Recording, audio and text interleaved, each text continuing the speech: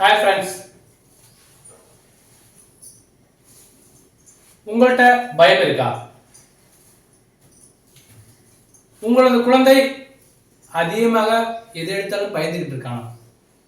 அப்ப நம்ம என்ன செய்யணும், என்ன செய்யக்கூடாது?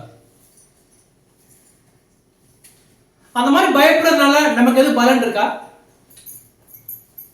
அப்படின்னா கண்டிப்பா நிறைய பிரச்சனைகள் இருக்கு.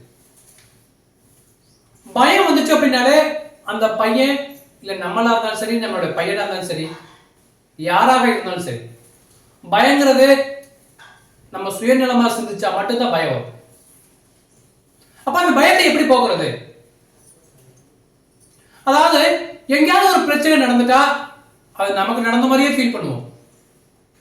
எங்கேயோ ஒரு இன்சிடென்ட் நடந்துட்டா அது நமக்கு தான் நடந்த மாதிரி ஃபீல் பண்ணுவோம். எங்கேயாவது ஒரு விபத்து நடந்துட்டா, ஐயோ நம்ம வண்டியில போகையில விபத்து நடந்துட்டா. உலகத்துல எங்கே நடந்தாலும் சரி, ஏதாவது ஒரு இன்சிடென்ட் நடந்தா நமக்கு நடந்த மாதிரியே ஃபீல் பண்ண ஆரம்பிச்சிருவோம். அது ஒரு விதமான மன பயம்.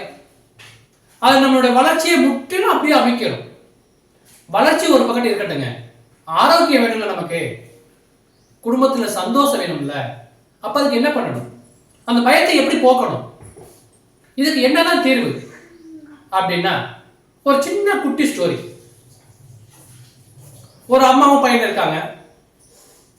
வழக்கமா அந்த பையன் எதுக்கு எடுத்தாலும் பயப்படுவான், எதை தொட்டாலும் பயப்படுவான். ஒரு பாத்ரூம்ல ஒரு ரெஸ்ட் ரூம் போயிட்டு வரதுனா கூட பயப்படுவான், அந்த ரூம்ல போயிட்டு வரனா கூட பயப்படுவான், வெளியில போயிட்டு வரானாலும் பயப்படுவான். இப்படி எதுக்கு எடுத்தாலும் பயப்படுவான்.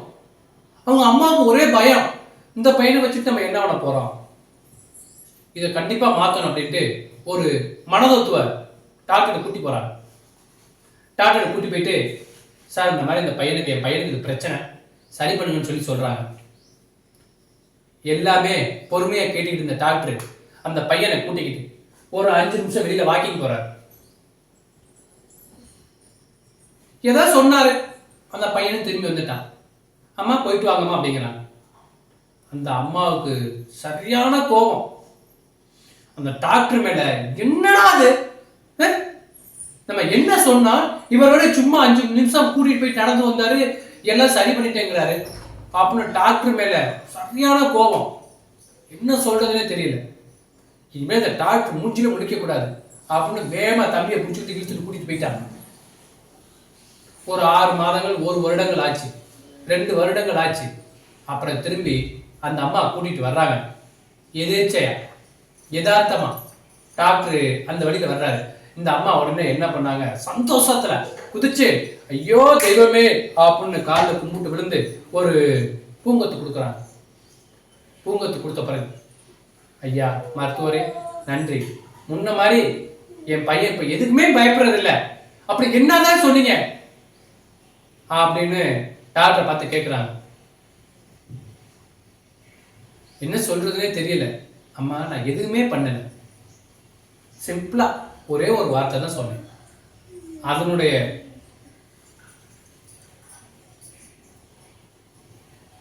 அந்த ஒரு வார்த்தையினுடைய இதுதான் இன்னைக்கு உங்க பையனுக்கு நல்ல ஒரு ரிசல்ட் கொடுத்தது. நம்ம சொல்லக்கூடிய ஒவ்வொரு வார்த்தைகளும் குழந்தைகளுக்கு ஊக்கப்படுத்தணும். நீ அப்படின்னா அவன் அப்படித்தான் ஆவான், நீ இப்படின்னா அவன் இப்படித்தான் ஆவான். ஆனா இருக்கக்கூடிய பெற்றோர்கள் என்ன பண்றாங்க, எல்லாருமே குழந்தைகளை சந்தோஷப்படுத்துறேன், மகிழ்ச்சி படுத்துறேன்னு சொல்லி வார்த்தைகளை ரொம்ப விட்டு நீ குழந்தைகளுடைய மனசை அடிமட்டமா ஆக்கிடுறாங்க. ஆனா அந்த டாக்டர் என்ன தெரியுமா சொன்னாரு, தம்பி எது நடந்தாலும் உனக்கு நடந்த மாதிரி ஃபீல் பண்றது ஓகே, ஆனா நீ சுயநலமா இருக்கக்கூடாது. எப்படி சுயநலங்கிறது இந்த உலகத்துல இருந்துச்சு அப்படின்னா நம்மளுடைய சந்தோஷங்கள் எல்லாம் தொலைச்சிரும், குடும்பத்தினுடைய சந்தோஷம் எல்லாம் போயிடும். அவர்களுடைய இடத்துல இருந்து நம்ம சிந்திச்சு பார்க்கணும்.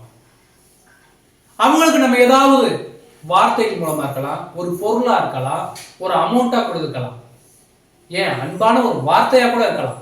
அவங்களுக்கு கொடுத்து நம்ம உதவி பண்ணலாம். அது அவங்களுக்கு ஒரு மிகப்பெரிய உற்சாகத்தை தரும், மிகப்பெரிய ஊக்கத்தை தரும். முடிஞ்சா அவங்களுக்காக 1 நிமிஷம் ப்ரேயர் கூட பண்ணிக்கலாம், தப்பே இல்லை. எப்ப நம்ம மற்றவங்களுக்காக ஃபீல் பண்ணி இறக்கப்படுறோமோ அப்பவே நம்மளுடைய பயம் எல்லாம் போயிடும். ஸோ உங்களுடைய வாழ்க்கையிலையும் உங்க அருகாமையிலையும் உங்களுக்கும் உங்கள் குழந்தைகளுக்கும் பயம் வேணுமா வேண்டாமா, அந்த பயத்தை எப்படி போக்கணும், இப்பவே உங்களுக்கு பாதி புரிஞ்சிருக்குன்னு நினைக்கிறேன். ஸோ உங்களுடைய பதிலை கமெண்ட் மூலமா தெரிவிச்சா எனக்கு ஒரு உற்சாகமா இருக்கும். நம்மளும் வாழ்க்கையில ஜெயிக்கணும். அப்ப அதுக்கு என்ன வேணும்? பயம் பதட்டம் எப்பவுமே இருக்கக்கூடாது.